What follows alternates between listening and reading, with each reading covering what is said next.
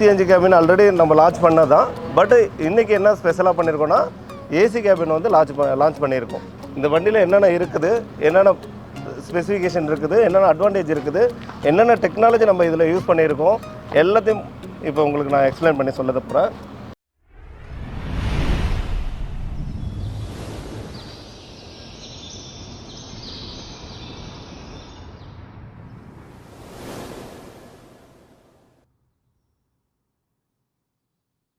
இது பார்த்தீங்கன்னா 105 work master XL.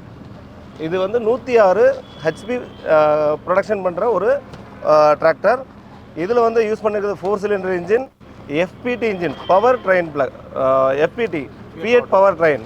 இதில் 4 ஒவ்வொரு சிலிண்டருக்கும் 4 வால்வு யூஸ் பண்ணியிருக்கோம். இந்த 4 சிலிண்டர் இன்ஜின்லேருந்து பவர் தான் இந்த 106 ஹெச்பி ப்ரொடக்ட் பண்ணிது. இதோட அட்வான்டேஜை ஃபஸ்ட்டு ஃப்ரண்ட்லேருந்து ஸ்டார்ட் பண்ணிக்கிறேன். அடுத்து பார்த்தீங்கன்னா ஃப்ரண்ட்டில் வந்து பார்த்தீங்கன்னா கூலன், அதாவது என்னென்னா ஒவ்வொருத்துக்கும் கூலிங் பண்ணுறது ஒரு சிஸ்டம் இருக்குது. அதில் ஃபஸ்ட்டு பார்த்தீங்கன்னா டீசல் ஃபியூல் வந்து இம்பார்ட்டன்ட். அந்த ஃபியூல் வந்து ஹீட் ஆகாமல் ஒரு குறிப்பிட்ட டெம்பரேச்சரில் வந்து இன்ஜின் கொடுக்கணும். அந்த பம்புக்கு போகும்போது அந்த பம்போட தேய்மானம் எல்லாமே உங்களுக்கு வந்து கம்ப்ளீட்டாக வந்து ஸ்டாண்டர்டாக இருக்கும். உங்களுக்கு லைஃப்பை இன்க்ரீஸ் பண்ண முடியும். அப்போ இதில் ஃப்ரண்ட்டில் கொடுத்துறது வந்து பார்த்திங்கன்னா diesel cooling system.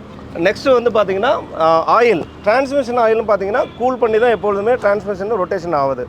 Once start பண்ணதுலேருந்து திருப்பி டிராக்டர் ஆஃப் பண்ணுற வரைக்கும் அந்த டிரான்ஸ்மிஷன் ஆயில் டோட்டலாக கூலருக்கு வந்துட்டு அதுக்கப்புறம் தான் திரும்பி ரிவர்ஸ் எடுத்து டிரான்ஸ்மிஷனுக்கு போகுது. அப்போ அந்த கூலிங் சிஸ்டம் நடக்கிறதுனால டிரான்ஸ்மிஷன் ஆயில் கூல் ஆகிறது அங்கே ஹீட் ஆகிறத தடுக்கிறோம். இன்னும் லைஃப் லாங்கு வண்டியை வந்து இன்க்ரீஸ் பண்ண முடியும்.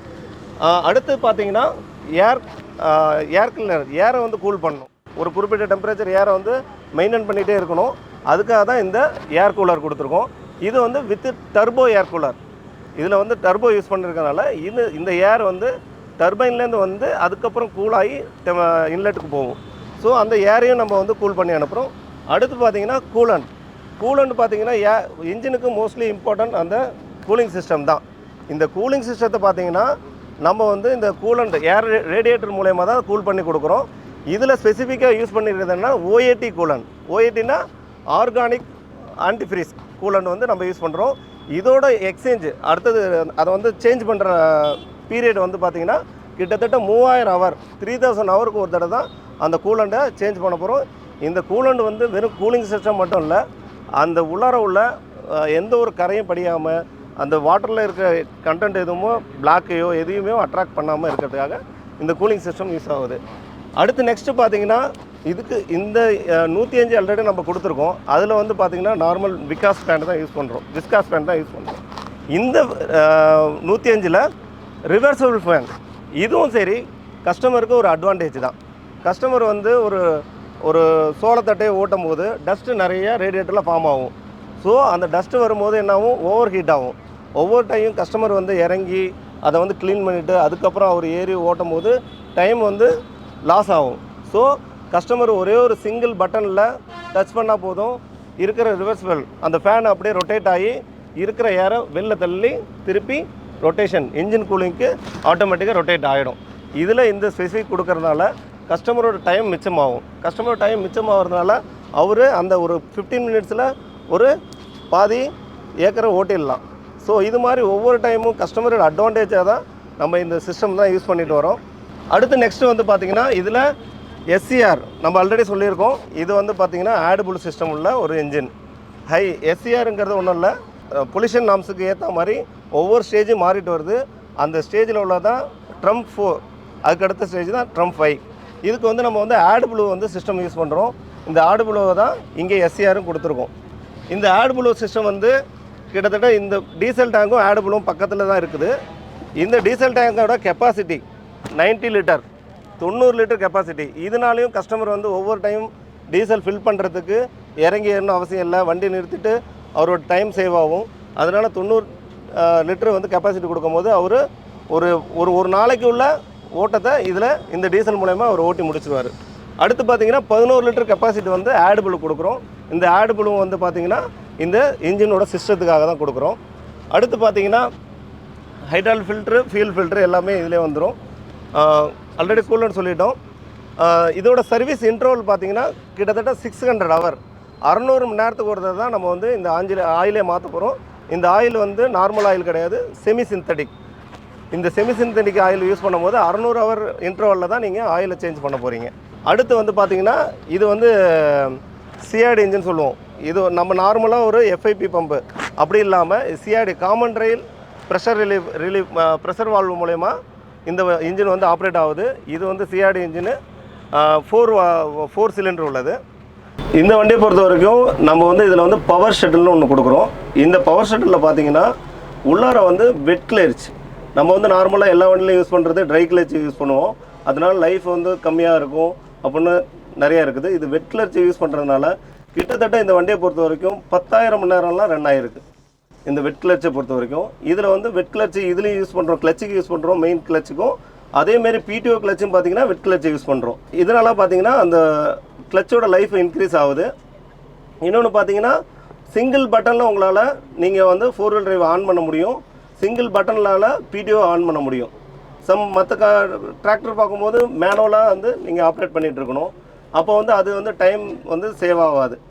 ஸோ இந்த கிளச்சு லைஃப் வந்து இன்க்ரீஸ் பண்ணுவோம். க்ரீன் கலரில் நம்ம கப்ளிங் என்கேஜ் பண்ணுறோன்னா க்ரீன் கலர் லிவரை ஆப்ரேட் பண்ணணும். அதே மாதிரி ப்ளூவில் ஆப்ரேட் பண்ண போகிறோம், இல்லை ப்ரௌனில் ஆப்ரேட் பண்ண போகிறோம். இதில் வந்து 2 வகையான ஒன்று கொடுத்துருக்காங்க, சிங்கிள் ஆக்டிங், டபுள் ஆக்டிங். நம்ம வந்து டிப்பர் யூஸ் பண்ணும்போது ஒன்லி சிங்கிள் ஆக்டிங் தான் பண்ணுவோம். மற்றபடி ரிவர்ஸ் ப்ளோலாம் டபுள் ஆக்டிங் நடக்கும். அப்போ வந்து நம்ம வந்து டபுள் ஆக்டிங்கில் வச்சு ஓட்டணும். அதை உங்களுக்கு பின்னாடி வந்து கப்ளிங்கில் எப்படி அட்ஜஸ்ட்மெண்ட் பண்ணணும்னு நான் சொல்கிறேன். அடுத்து பார்த்தீங்கன்னா ஹைட்ரோ எலக்ட்ரிக் சுவிட்சுன்னு சொல்லுவோம்.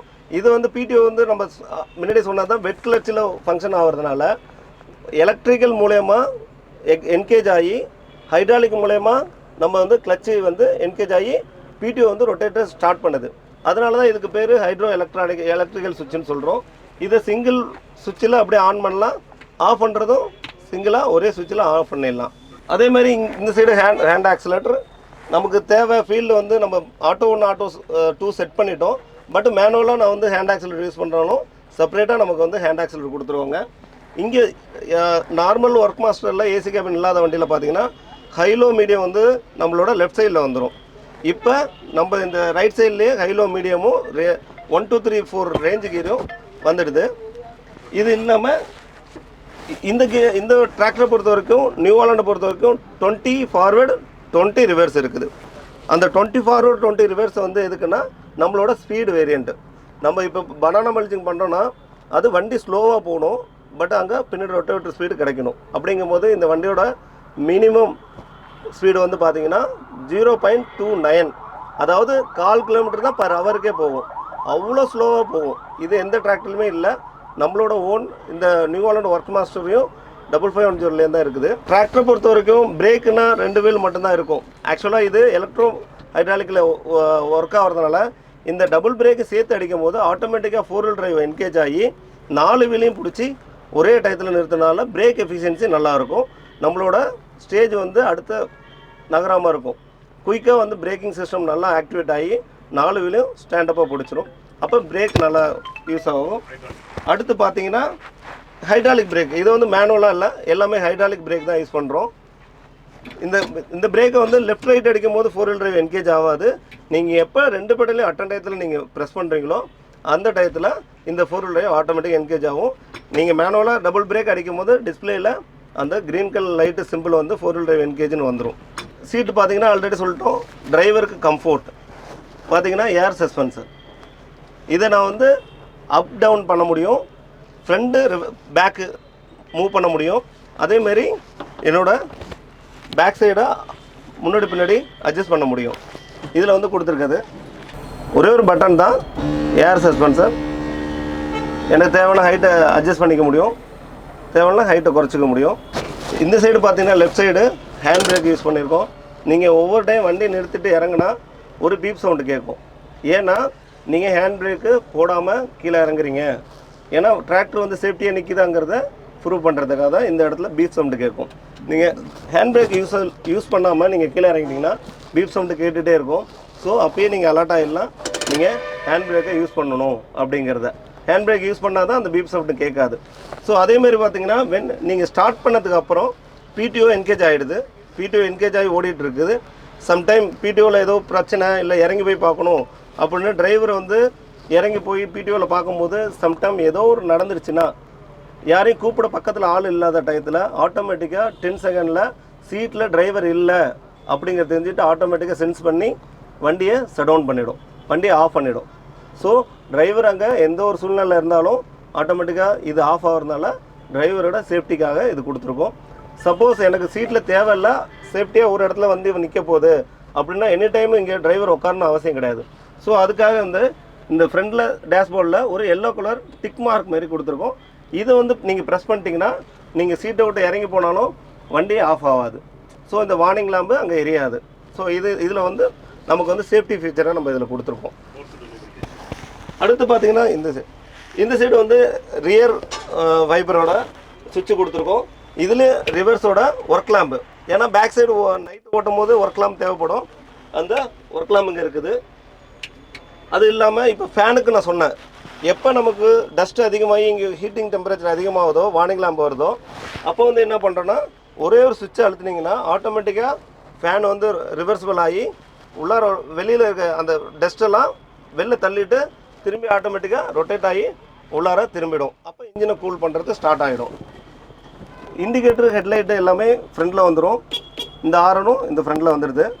அதுமாரி நீங்கள் கஸ்டமரோட மொபைல் சார்ஜிங் எல்லாமே இந்த போர்ட் வந்து எல்லாமே சைடில் கொடுத்துருக்காங்க. நம்ம ஆப்ரேட் பண்ணும்போது டிசி லிவர் பிசி லிவர் எப்பொழுதும் போல் ரைட் சைடில் தான் கொடுத்துருக்காங்க. அது இல்லாமல் மேலே வந்து பார்த்திங்கன்னா லிஃப்டோமேட்டிக் பட்டன், கஸ்டமர் வந்து வண்டி ஓட்டும் போது இந்த பட்டனை யூஸ் பண்ணி அழகாக லிஃப்ட் பண்ணிக்கலாம். அதே மாதிரி அதே செட்டிங்கில் கீழே இறக்கிடலாம். எந்த ஒரு கஸ்டமருக்கு செட்டிங் மாறாமல் இருக்கும், ஆழம் மாறாமல் இந்த லிஃப்டோமேட்டிக் பட்டன் கொடுத்துருக்கோம்.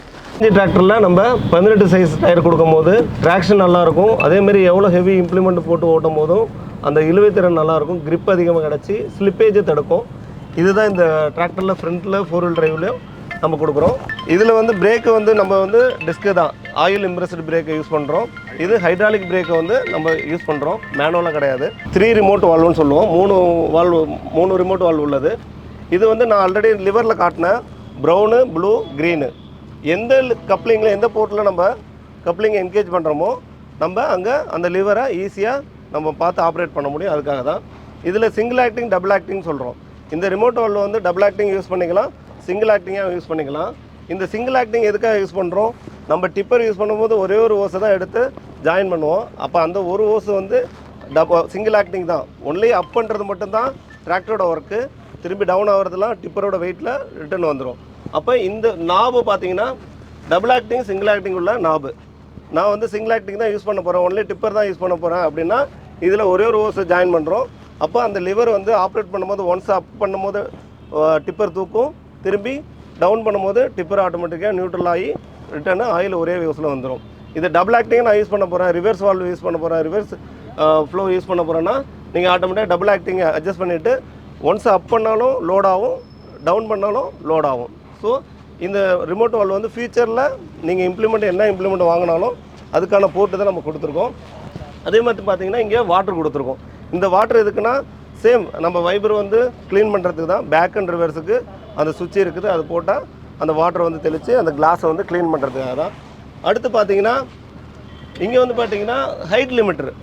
நம்ம எப்பொழுதும் லிஃப்டோமேட்டிக் வந்து நியூ ஹாலண்டில் ஸ்பெசிஃபிக் லிஃப்டோமேட்டிக் வந்து இருக்கிறனால நம்மளோட ஆழம் வந்து ஸ்பெசிஃபிக்காக ஒரே ஸ்டேஜில் இருக்கும். அந்த வயலோட டெப்த்து வந்து பார்த்திங்கன்னா ஒரே ஈவனாக இருக்கும். சப்போஸ் நம்ம அப்படி யூஸ் பண்ணிவிட்டு ஒரு ரொட்டவேட்டரோ இல்லை ஒரு பேலரோ யூஸ் பண்ணும்போது நம்ம பிடிஓலேருந்து ஜாயிண்ட் எடுத்து தான் நம்ம அதை யூஸ் பண்ண போகிறோம். அப்படி யூஸ் பண்ணும்போது சம்டைம் லிஃப்டோமேட்டிக் பட்டன் தட்டிட்டா ஃபுல்லாக அப் ஆகிடும். அப்போ வந்து இந்த ஜாயிண்ட் உடைக்கிறதுக்கோ இல்லை வேறு ஏதாவது தவறாக ஏதாவது நடக்கிறதுக்கு வாய்ப்பு இருக்குது. அப்போ வந்து இந்த லிஃப்டோமேட்டிக்கு இந்த அட்ஜஸ்டபிள் ஹைட் லிமிட்டர் அட்ஜஸ்ட் பண்ணோன்னா நீங்கள் லிஃப்டோமேட்டிக் பட்டன் தட்டினாலும் சரி ஆட்டோமேட்டிக்காக ஒரு ஸ்டேஜில் வந்து நின்றுடும். அதை வந்து நம்ம செட் பண்ணிக்கலாம். நான் இப்போ வந்து ரொட்டவேட்டர் தான் ஓட்ட போகிறேன் இல்லை பேலர் தான் ஓட்ட போகிறேன்னா ஆட்டோமேட்டிக்காக நீங்கள் இந்த ஹைட் லிமிட்டர் செட் பண்ணிட்டீங்கன்னா அது வந்து மேலே அப்பாவாமல் நீங்கள் பட்டன் தட்டினா ஒரு ஸ்டேஜில் நிறுத்திக்கும். இந்த குயிக் கப்ளர் எதுக்கு கொடுத்துறாங்கன்னா நீங்கள் இம்ப்ளிமெண்ட் வந்து ஈஸியாக அட்டாச் பண்ணுறதுக்காக தான் நம்ம இந்த ரெண்டு பாருங்கள் லோயர் லிங்க்லையும் குயிக் கப்ளர் என்கேஜ்மெண்ட்டுக்கு நல்லா ஈஸியாக ஒரு கஸ்டமர் வந்து ஒரு கடினமாக போய் ஒரு இம்ப்ளிமெண்ட் மாட்டணும் அவசியம் இல்லை. இந்த கப்ளரை வந்து அட்ஜஸ்டபிள் தான். ஸோ அதை வந்து அட்ஜஸ்ட் பண்ணி மாட்ட முடியும். அப்போ ஈஸியாக ஒரு இம்ப்ளிமெண்ட்டை அட்டாச் பண்ணுறதுக்கு யூஸ் ஆகும். அதே மாதிரி பார்த்தீங்கன்னா இது ஸ்விங்கிங் ட்ரோபார். உங்களுக்கு நார்மலாக ஸ்டெடியாக இழுத்துட்டு வரதுக்கு நம்ம வந்து ஹூக் பெட்டை யூஸ் பண்ணுவோம். இது பார்த்திங்கன்னா ஸ்விங்கிங் ட்ரோபார். சம் இம்ப்ளிமெண்ட்டுக்கெலாம் அது யூஸ் ஆகும்.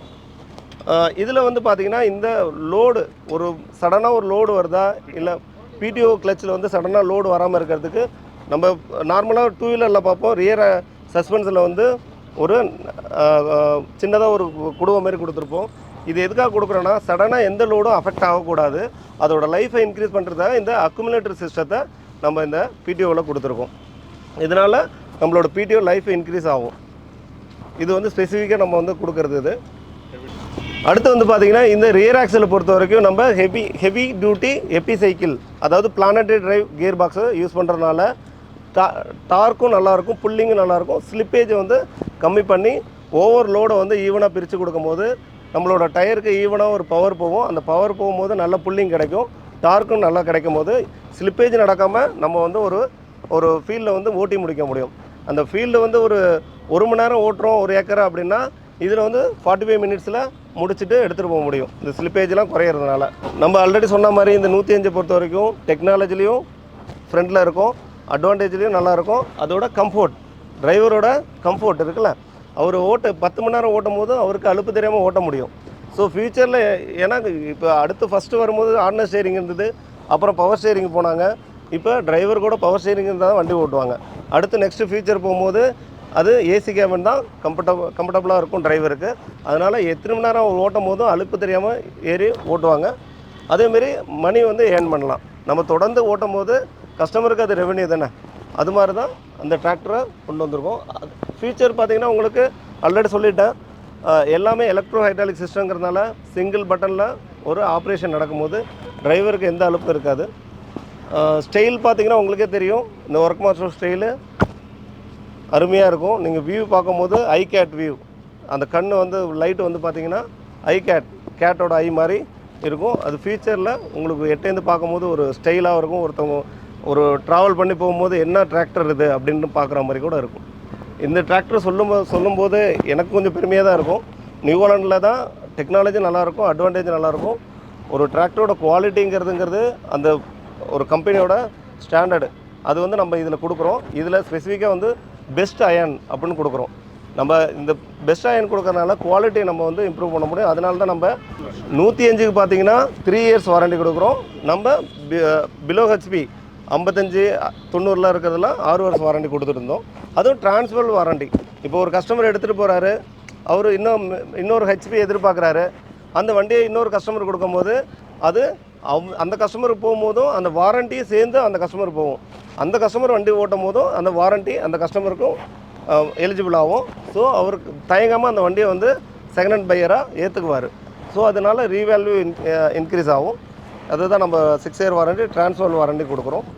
இதுதான் நம்ம நியூ ஹாலண்டோட ஒரு comfort and style and safety. மெயினாக அதிகமாக பார்க்குறது சேஃப்டி. நியூ ஹாலண்டில் எல்லாமே கிடைக்கும். ஸோ இவ்வளோ நேரமாக வந்து நம்ம நியூ ஹாலண்ட் டிராக்டருடைய டெக்னாலஜி, ஸ்டைல், கம்ஃபர்ட் எல்லாமே பார்த்தோம். இன்றைக்கு தேதியில் வந்து யார்கிட்டையுமே டைம் இல்லை. அப்படிங்கும்போது குறைஞ்ச நேரத்தில் அதிக உற்பத்தி திறன் எடுக்கணும். அதுக்கு இந்த ட்ராக்டில் என்னென்னலாம் இருக்குது அப்படிங்கிறத இவ்வளோ நேரம் விவரிப்பாக பார்த்தோம். இப்போ இது இந்த ட்ராக்டில் மட்டும்தான் இருக்குன்னு கேட்டிங்கன்னா இல்லை, நம்முடைய லோவர் ஹெச்பி ட்ராக்லையும். ஏன்னா ஏறக்குறைய 25 வருஷத்துக்கு மேலே நியூ ஹாலண்ட் ட்ராக்ட் வந்து இந்தியாவில் இருக்குது. கம்ப்ளீட் டெக்னாலஜிக்கல் லீடர்னால் நியூ ஹாலண்ட் தான். ஃபஸ்ட்டு ஆயில் இம்பல்ஸ் ஸ்ப்ரே கொண்டு வந்து நம்ம தான். இண்டிபெண்டன்ட் பிடிஓ கிளச் கொண்டு வந்து நம்ம தான். இது மாதிரி ஒவ்வொன்றும் எடுக்கலாம். 4 வீல் டிரைவ் ஆகட்டும், பவர் ஷட்டில் டிரான்ஸ்மிஷன் ஆகட்டும், இது எல்லாமே சேர்ந்து ஒரு மொத்த கலவையாக அவங்க முன்னாடி நிற்கிது. ஸோ இது உங்களுடைய ப்ரொடக்டிவிட்டியை, அதாவது உற்பத்தி திறனை மேம்படுத்துறதுக்கு கண்டிப்பாக உதவும். ரொம்ப நன்றி.